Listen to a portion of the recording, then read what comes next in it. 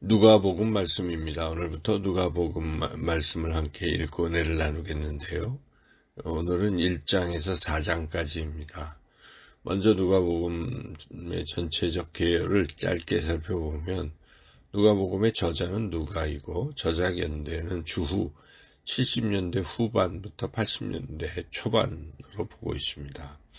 기록 목적은 소외된 자 이방인들에게 기독교의 복음을 전해서 그들이 기독교인들이 되도록 설득하기 위한 것입니다. 누가복음의 구절을 보면 1장에서 2장은 요한과 예수님의 출세에 대해서, 3장에서 4장 13절까지는 예수님의 사역 준비, 그리고 4장 14절에서 9장 50절까지는 갈릴리의 예수님의 사역에 대해서, 그리고 9장 51절에서 19장 27절은 예수님께서 예루살렘으로 여행하는 때 있었던 여러 가지 말씀들, 또 사역들을 기록하고 있고, 이제 19장 28장에서 끝까지 24장까지는 예루살렘에서의 예수님의 그 사역, 그리고 죽으심과 부활에 대해서 기록하고 있습니다. 먼저 누가복음 1장 말씀입니다. 누가복음 1장에서 우리는 하나님의 구원 역사에 동참하는 사람들의 모습을 볼 수가 있습니다. 그 하나님의 사람들이 주의 천사를 통해서 받은 말씀이 그대로 이루어질 것이다 라고 믿을 때 구원 역사가 진행됩니다. 사가랴는 하나님 말씀을 처음엔 믿지 못해서 말을 못하게 되었지만 그 과정을 통해서 하나님의 말씀을 믿게 되었고, 또 처음부터 말씀을 믿었던 마리아는 축복을 받습니다. 결국 하나님 말씀을 믿은 사람들을 통해서 하나님의 구원 역사가 진행이 됩니다. 사가랴, 엘리사벳, 마리아를 통해서 하나님의 구원 사역이 진행이 된 것이죠.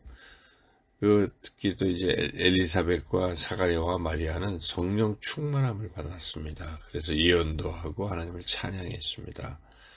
요한이 태어났을 때 요한도 성령 충만함을 받았습니다. 그래서 그도 예수님의 길을 예비하는 자로 성장합니다. 성령 충만함을 받을 때 우리가 주님의 일을 할 수 있다는 것을 깨달을 수가 있습니다. 엘리사벳도 마리아도 사가랴도 그리고 세례요한도 결국 하나님의 구원 계획이 이루어지는 일에 도구로 쓰임을 받은 것이죠. 하나님은 지금도 구원 역사를 이루어 가십니다. 그 구원 역사를 하나님의 사람들을 통해서 이루어 가기를 원하십니다. 우리가 그러한 하나님의 구원 역사에 쓰임 받아야 하겠습니다. 하나님이 세상 사람들보다 먼저 우리를 구원하신 이유, 하나님의 자녀로 부르신 이유가 바로 우리를 통해서 하나님의 구원 역사를 이루시기 위한, 우리를 하나님의 도구로 쓰시기 위한 것이 아니겠습니까? 그래서 우리도 오늘 1장에 등장하는 사람들처럼 하나님 말씀이 이루어질 것을 굳게 믿어야 되고, 그리고 성령 충만 받고, 그래서 하나님의 구원 역사에 동참하는 일꾼으로 쓰임받는 삶을 살아가기를 소망합니다. 누가복음 2장은 우리 예수님에 대한 태도가 어떠했는지를 또 기록하고 있습니다. 누가복음 2장은 이제 두 부분으로 나뉘는데, 예수님의 탄생 이야기와 소년 시절의 이야기. 탄생 이야기는 1절에서 39절, 소년 시절의 이야기는 40절에서 52절까지입니다. 그래서 예수님의 탄생 이야기에서는 사람들이 예수님의 탄생에 대해서, 탄생하신 예수님에 대해서 어떠한 태도를 보였는지를 기록하고 있습니다. 모두 거의 대부분은 예수님이 오신 것을 잘 모르고 있었죠. 특히 베들레헴의 여관에 묵고 있던 사람들, 그들은 심지어 예수님께 자신의 자리를 양보하지 않아서 우리 예수님이 여관에서 태어나지 못하시고 구유에서 태어나시게까지 하였습니다. 알았다면 그렇지 않았겠죠. 몰랐던 것이죠. 메시아, 구원자가 오셨다는 것을 그들이 몰랐기 때문에 그런 행동을 한 것입니다. 그런데 그런 가운데서도 천한 직업으로 여겨졌던 목자들이 예수님의 탄생 소식을 들었습니다. 그랬을 때 그들은 예수님께 나아가서 경배를 드렸습니다. 그리고 또 아기 예수님께서 태어나신 지 8일 후에 성전에 할례 예식을 하시기 위해서 오셨을 때에 시므온과 안나가 아기 예수님을 알아보고 예수님의 구원자 되심을 선포했죠. 예언했습니다. 우리는 이 땅에 이미 예수님이 오셨고 우리 마음으로 영접했습니다. 그 예수님을 지금 어떻게 대하며 살고 있는가요?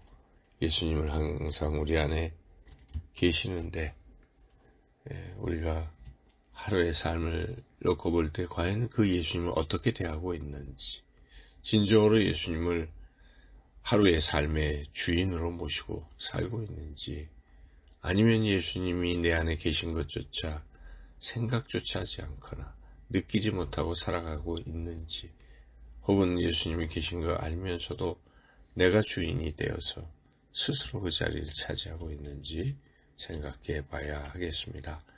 예수님의 소년 시절 이야기에서 우리 예수님은 당신께서 하나님의 아들이시다 하는 것을 자각하고 계셨고, 또 하나님과 사람들에게 더욱 사랑스러워져 가셨고, 육체적으로도 강해지시고 지혜도 자라나셨고, 또 부모님께 순종하셨고 절기도 잘 지키셨다 하는 것을 알 수 있습니다. 특별히 절기를 지키시는 우리 예수님의 모습을 생각할 때 우리도 절기를 잘 지켜야 할 것입니다. 우리 기독교의 절기란 예수님의 탄생절, 이제 성찬절이죠. 그리고 삼위일체 주일, 예수님의 순환과 부활주일, 또 성령 강림절, 맥주감사절, 추수감사절, 대림절 등으로 구성됩니다. 이런 각 절기들을 우리가 주님처럼 잘 지켜야 되겠습니다. 절기를 지킬 때마다 우리 예수님, 하나님 아버지, 성령님, 삼위일체 하나님을 더 깊이 생각하고 그 삼위일체 하나님께서 우리에게 베풀어 주시는 은혜를 기억하고 더욱 감사하는 그런 삶을 살아가야 하겠습니다. 누가복음 3장은 기도와 전도의 삶에 대한 말씀입니다. 세례 요한이 전한 대로 하나님 나라에 들어가려면 행함이 뒷받침이 돼야 된다 하는 것, 진정한 회개가 있어야 되고, 또 예수님 또한 예수님께서 하나님의 아들이시며 구원자이시라는 것을 믿는 믿음이 또한 필요합니다. 그래서 진정한 회개와 믿음 두 가지가 구원에 이르는 것이 길이지요. 세례요한은 자신을 낮추고 예수님을 증거했습니다. 우리가 그 세례요한처럼 자신을 낮추고 또 예수님을 증거하는 삶을 살아야 하겠습니다. 우리 예수님께서 기도하실 때에 성령이 임재하셨습니다. 우리도 마땅히 기도하여 성령 충만함을 받아야 할 것입니다.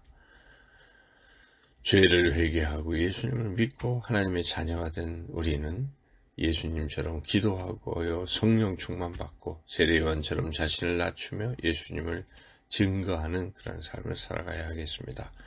이제 끝으로 누가복음 4장 말씀은 균형 있는 신앙생활에 대해서 말씀하고 있습니다. 4장은 예수님의 광야 시험, 또 공생의 사역 선포, 가르치심, 치유하심, 전도하심의 사역을 소개하고 있습니다. 그래서 4장에서 특히 주목할 것은 첫째로 예수님께서 성령에 이끌리시고 시험 받으시고 사역을 수행하셨다는 점, 이것을 우리가 주목해야 합니다. 성령에 이끌리셨다는 것이죠. 우리가 주님의 일을 할 때 과연 성령에 이끌려서 하고 있는 것인가? 우리가 무슨 능력이 있다고 우리 자신의 힘으로 우리의 의지로 주님의 일을 할 수 있겠습니까? 항상 기도하여 성령 충만함을 받고 성령에 이끌려서 주님의 일을 감당해야 할 것입니다. 둘째로 예수님께서는 늘 하시던 대로 안식일에 회당에서 예배를 드리셨다는 점이죠. 예배가 참 중요하다. 예수님도 예배를 드리셨는데 우리가 이 예배를 참 잘 드려야 하겠습니다. 또 세 번째로 예수님께서 하신 사역이 가르치심, 치유하심, 전도하심이었습니다. 사역인데 우리가 그런 사역을 계승해야 하는 것이죠. 예수님을 따르는 참된 제자라면 기도해야 되고 또 예배 드려야 되고 그리고 가르치는 거 교육을 가르치기도 해야 되고 또 가르침을 받아야 되기도 하고 그리고 치유한다는 것, 즉 교회를 섬기고 이웃을 섬기는 그런 사역이죠. 그리고 전도 5가지. 사실 이것이 교회의 기능이기도 한데 이런 5가지 사역을 우리가 모두 균형 있게 행하면서 신앙생활을 해나가야 할 것입니다. 주님이 그렇게 하셨기 때문에 우리는 주님의 제자로서 마땅히 주님이 하신 사역을 계승하고 그 일을 감당하는 우리 자신 또 우리 교회가 되어야 할 것입니다. 오늘도 이 말씀으로 은혜 받으시고 말씀으로 승리하는 복된 하루의 삶을 살아가시기를 주님의 이름으로 축원합니다.